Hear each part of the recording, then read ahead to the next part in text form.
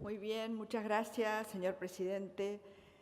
Antes de empezar, la verdad que quiero decirle que tengo una duda, porque escuchando al senador Burlich y al senador De Angelis, mi duda es si yo vivo en otro país o la provincia de La Pampa no pertenece a la Argentina, porque nosotros estamos viviendo una situación que no tiene nada que ver con lo que ellos nos han planteado.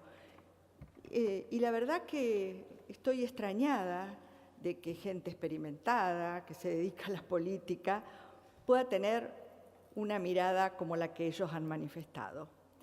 Yo entiendo que la importancia que tiene para el Ejecutivo la sanción de un presupuesto.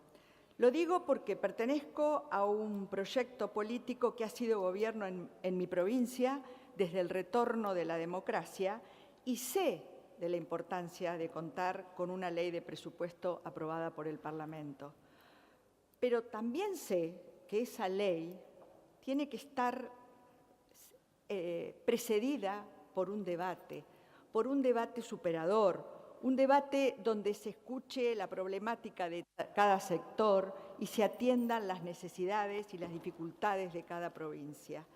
No podemos admitir de ninguna manera un presupuesto que prevé un recorte total de 475.000 millones de pesos, porque la verdad es que estamos frente a una hecatombe política, por no decir, como alguien dijo en algún momento, ante un mamarracho.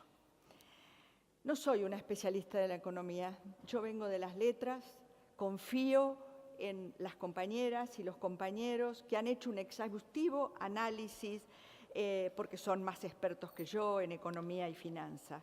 Pero sí sé, porque lo veo, lo palpo todos los días, que este presupuesto va a impactar, ya está impactando lo que está pasando, así que este presupuesto lo va a profundizar en la vida cotidiana de las y los argentinos, empeorando el desenvolvimiento de todas las actividades motorizadas directa o indirectamente por el gasto público. La pérdida de la capacidad de movilización de los recursos del Estado no será, como ustedes dicen, reemplazada por los privados. Ya se nota.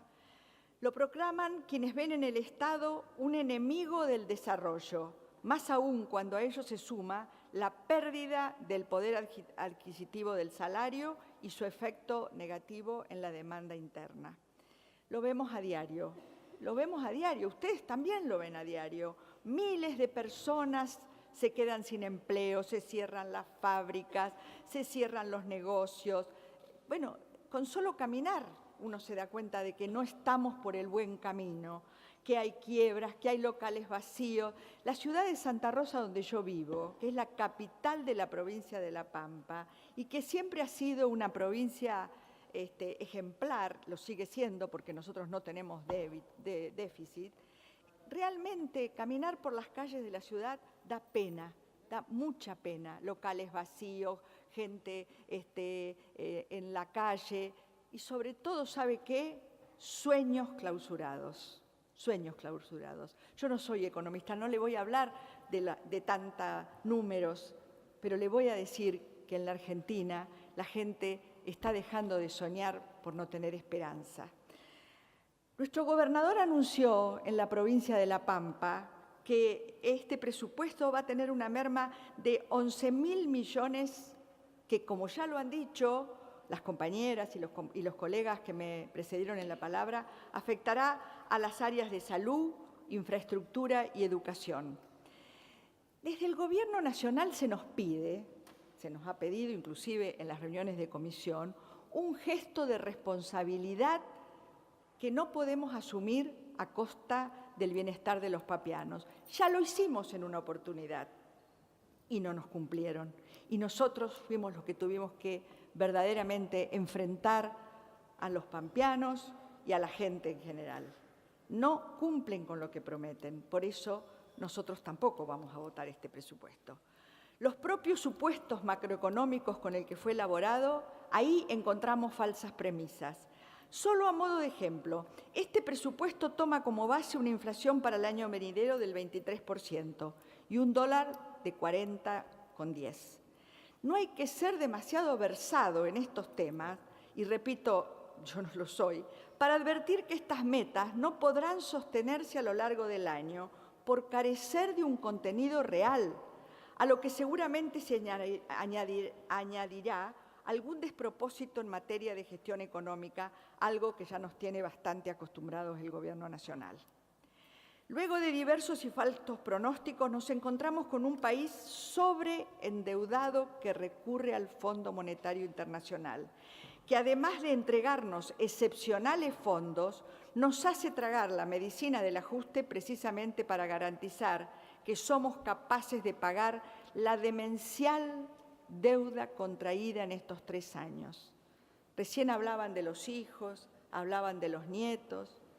Bueno, ¿qué vamos a hacer con el futuro de nuestros hijos y de nuestros nietos? Es así que entre los aspectos más cuestionables encontramos que ahora prácticamente el 22% del gasto estatal estará destinado al pago de intereses de una deuda pública irresponsablemente contraída. Acá lo que vemos en este presupuesto, que lo único que crece en este país es el ajuste de la deuda, la pobreza, el desempleo, la frustración. Este presupuesto muestra como único crecimiento el de los pagos por la deuda externa. No hay inversión social ni económica, no la hay, no es necesario que los diarios escondan esto, no vemos una inversión. No hay derecho que no se vulnere en los hechos de financiándolo. Este cóctel recesivo que configura este presupuesto se complementa y potencia con el ajuste de las áreas sociales, garantía de derechos, de educación, de cultura, de ciencia, de técnica, y en eso me centraré. En materia educativa, el recorte descontada la inflación es dramático, tanto a nivel general como en particular en lo que se refiere a infraestructura. En mi provincia se prometieron 4 jardines y no se ha construido ninguno en lo que va de este periodo de gobierno. Igual relación cabe al área de cultura, a la que me dediqué durante 18 años, ya que muchos de sus programas sufren importantes caídas o directamente desaparecen. No escapan a esta tendencia las asignaciones para el funcionamiento de las universidades. Quiero denunciar que la Universidad Pampeana, cuyo rector me ha llamado desesperado en los últimos días, ha sido una vez más discriminada. Y me ha llamado desesperado porque con el presupuesto que tiene para el año 2019 no va a alcanzar a pagar los sueldos un mes después de la mitad del año. Tiene un magro incremento del 20%, en tanto la asignación general para el total de las universidades fue del 27%. Es decir, que la casa de estudios de mi provincia, de la que yo soy egresada, recibirá recursos que están muy por debajo del promedio otorgado a las restantes. Con este presupuesto, como ya dije, a duras penas va a poder cubrir los salarios, pero no tiene ni para investigación, no tiene para mejoramiento de la infraestructura. Esto se repite en todas las universidades. Nos lo han dicho varios de los rectores con los que nos hemos juntado, con los que nos hemos reunido, inclusive una que estaba muy preocupada, como es la Universidad de las Artes. Las políticas culturales, entonces, se verán comprometidas con números que bajan en relación al 2018 y otros que no acompañan la inflación. No hay un programa que no se haya tocado y afectado negativamente. Llama la atención que con la importancia que tiene la cultura para el desarrollo de un país, para el desarrollo social, para el desarrollo comunitario, se disminuyan acciones orientadas en tal sentido y otras con un impacto federal, como el desarrollo de las orquestas juveniles, que no solamente tienen que ver con la cultura, también tienen que ver con lo social, con la inclusión, con las niñas, los niños y los adolescentes, el fomento a las ferias y festivales populares. Por dar algún ejemplo, patrimonio está prácticamente sin presupuesto. Los 500 millones adicionales de diputados que lograron incorporar al proyecto inicial para la cultura sin un detalle de destino específico no modifican este alarmante desarrollo. La cultura, la educación y la ciencia son inversiones a largo plazo que nos fortalecen como ciudadanas y ciudadanos. Son la plataforma desde donde nos proyectamos al futuro y al mundo. Son áreas estratégicas donde no caben las mezquindades de la coyuntura. Si algo aprendí durante los largos años que estuve al frente de la Secretaría de Cultura de mi provincia, es que a la crisis, justamente a una crisis como la que estamos viviendo, hay que enfrentarla con más cultura, con más educación, con más ciencia, con más investigación. Esto es lo que necesita un país también para salir, no solamente una inversión económica, que por supuesto la necesitamos. También necesitamos de cultura, de educación, de ciencia, de investigación. Nos preocupa y nos intranquiliza las prioridades de este gobierno. La degradación de los ministerios fundamentales marca la esencia de este modelo que ustedes están llevando adelante. No invertir en estas áreas tan fundamentales para el desarrollo y la identidad nacional, entender el crecimiento de estos espacios como un gasto, nos dicen del valor y la importancia que este gobierno le confiere a la garantía de derechos. La falta de prioridad por el conocimiento y la investigación es increíble en un mundo como el actual, en donde todos los países desarrollados justamente fortalecen esas áreas para poder crecer, para poder darle valor agregado a su materia prima, entre otras cosas. Señor presidente, en materia de vivienda y obra pública, los pampeanos estábamos acostumbrados a hacer barrios de viviendas de 5.000 viviendas, de 3.000 viviendas. Ahora, este ajuste no nos ha dado más que para un centenar de viviendas en el año. De verdad que estamos preocupados. Estamos preocupados y, como bien lo ha dicho nuestro gobernador, nos sentimos muy discriminados. Con el actual encarecimiento de los materiales y los números de este presupuesto, ya nos preparamos para fortalecer nuestros programas provinciales y, en la medida de las posibilidades, dar respuesta y no abandonar la demanda de la gente. Podría seguir largo rato hablando del empleo público, de cómo se congelan las vacantes, cómo hablan ustedes de los retiros voluntarios, pero la verdad que simplemente digo que estamos atravesando una situación muy complicada con los servicios del gas y la electricidad, que los hogares de las trabajadoras y los trabajadores no pueden pagar. En la Patagonia, más allá de que tenemos una reducción, nosotros estamos atravesando una crisis importantísima con el pago de las tarifas que tienen que ver muchísimo con el clima que siempre atravesamos. Estoy convencida de que los derechos no pueden ser garantizados ni las desigualdades transformadas si no tenemos un presupuesto acorde. Por otra parte, señor presidente, en otro tema trascendental que me preocupa y nos ocupa, la situación de las mujeres en nuestro país. Recién lo hablaba la senadora Nancy González. El gobierno hace mención a la igualdad de género y, como presidenta de la banca de la mujer, le digo que sus políticas agravan cada vez más la situación de las mujeres en todo el país.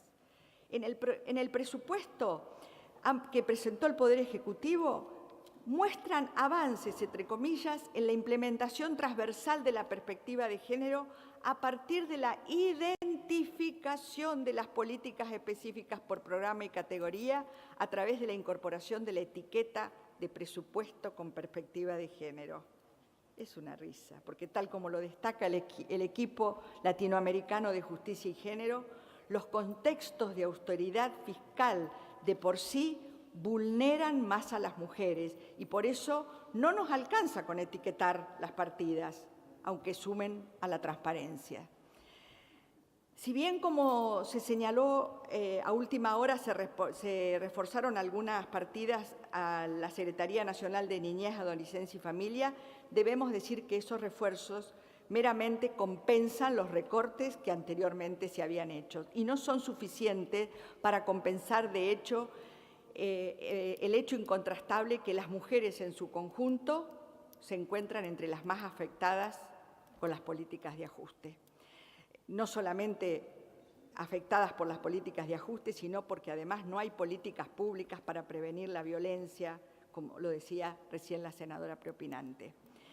Tal como lo destaca el estudio del Observatorio de Género del Centro de Economía Política, que analizó la situación económica en lo que va del 2018 y las proyecciones para el 2019 para las más jóvenes, entre los 14 y los 29 años, la tasa de desocupación trepó un 21,5%. Esta institución también señala que el incremento de la pobreza afectó diferencialmente a las mujeres y se va a profundizar mucho más en los próximos meses. Quiero, para ir terminando,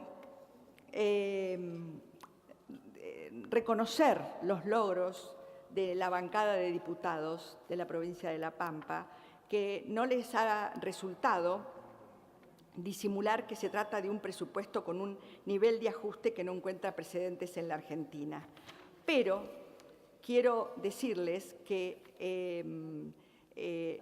nuestros diputados han logrado que en la provincia de La Pampa se pueda tener en el presupuesto el pago de una deuda que desde hace muchos años, justo es decirlo, muchos años, nos están debiendo de nuestra caja de previsión social que no habíamos transferido.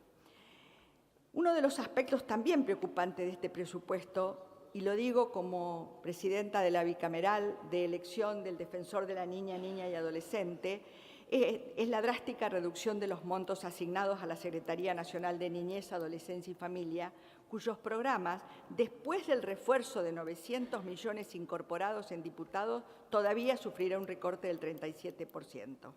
Y a esto le tenemos que sumar la salud infantil, la salud integral de la adolescencia, la sanidad escolar, etcétera, etcétera. Me pregunto, todo el esfuerzo que estamos haciendo en la bicameral de elección del Defensor de la Niña y Adolescente, quiero creer que no vas a caer en saco roto, porque son los niños, las niñas y los adolescentes quienes mayores impactos han de sufrir en este presupuesto.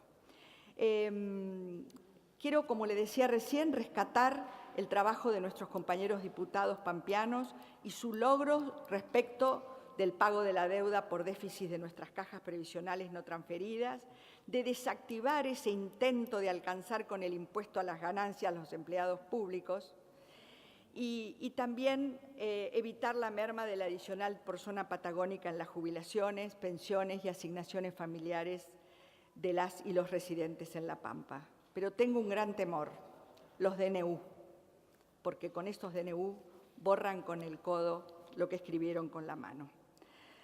Para finalizar, como le dije, yo vengo de las letras, no de la economía.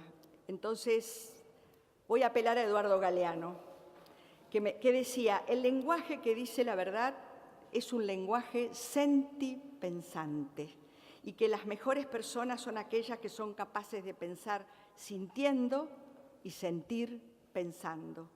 Cuánto mejor nos iría a las argentinas y a los argentinos si fuéramos todos sentipensantes al momento de definir partidas, marcar prioridades y ser más sensibles. Galeano me dijo, me gusta la gente sentipensante, que no separa la razón del corazón, que siente y piensa a la vez, sin divorciar la cabeza del cuerpo ni la emoción de la razón. No sigamos solo la lógica de la mente, la lógica de los números, sino aproximémonos a la realidad que vive nuestro pueblo, una realidad muy dura, señor presidente, y usted seguramente, porque es un hombre serio, lo sabe. Voy a votar negativamente este presupuesto. Muchas gracias.